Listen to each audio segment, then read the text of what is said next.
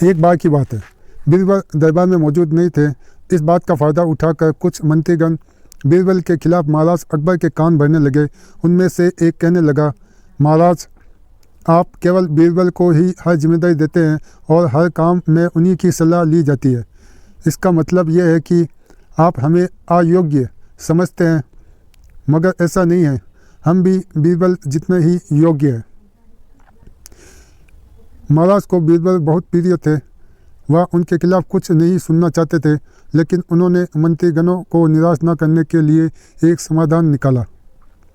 उन्होंने उनसे कहा, मैं तुम सभी से एक प्रश्न का जवाब चाहता हूँ, मगर ध्यान रहे कि अगर तुम लोग इसका जवाब ना दे पाए तो तुम सबको फांसी की सज़ा सुनाई जाएगी।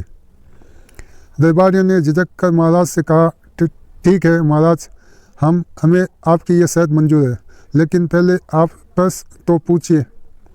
महाराज ने कहा, दुनिया की सबसे बड़ी चीज़ क्या है? ये सवाल सुनकर सभी मंत्रीगण एक दूसरे का मुंह ताकने लगे। महाराज ने उनकी ये स्थिति देखकर कहा, याद रहे कि इस प्रश्न का उत्तर सटीक होना चाहिए। मुझे कोई भी अटपटा सा जवाब नहीं चाहिए। इस पर मंत्रीगणों ने राजा से इस प्रश्न का उत्तर देने के लिए कुछ दिनों की मोहलत मांगी। राजा भी इस बात के लिए तैयार हो गया। महल से बाहर निकलकर सभी मंत्रीगण इस प्रश्न का उत्तर ढूंढने लगे। पहले ने कहा कि दुनिया की सबसे बड़ी चीज़ भगवान है, तो दूसरे कहने लगा कि दुनिया की सबसे बड़ी चीज़ भूख है। तीसरे ने दोनों के जवाब को नकार दिया और कहा कि भगवान कोई चीज़ नहीं है और भूख को भी बर्दाश्त किया जा सकता है। इसलिए राजा के पक्ष प्रश्न का उत्तर इन दोनों में से कोई नहीं है। धीरे धीरे समय बीतता गया और मोहलत में लिया गया सभी दिन भी गुजर गए। फिर भी राजा द्वारा पूछा गया प्रश्न का जवाब न मिलने पर सभी मंत्रीगणों को अपनी जान की फिक्र सताने लगी।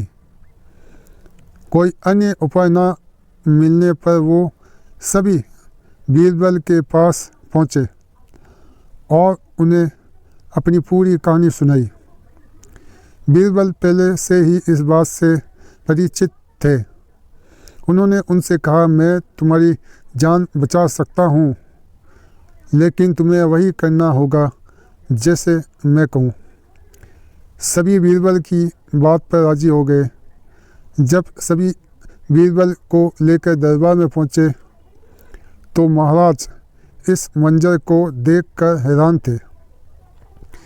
इससे पहले कि वो बीरबल से कुछ पूछते, बीरबल खुद ही राजा से बोले, महाराज, दुनिया की सबसे बड़ी चीज़ गरज होती है। अपनी गरज के कारण ही ये सब मेरी पालकी को उठाकर यहाँ तक ले आए हैं। ये सुन महाराज मुस्कुराए बिना ना रह सके और सभी मंत्रीगण शर्म के मारे सिर झुकाए खड़े रहे। कहानी से सीख क्या मिलती है ये हम देखेंगे। इस कहानी से हमें ये सीख मिलती है कि हमें कभी भी किसी की योग्यता से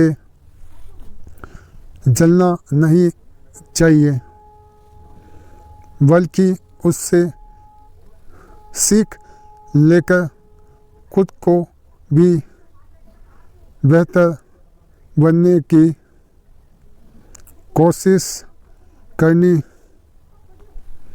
चाहिए।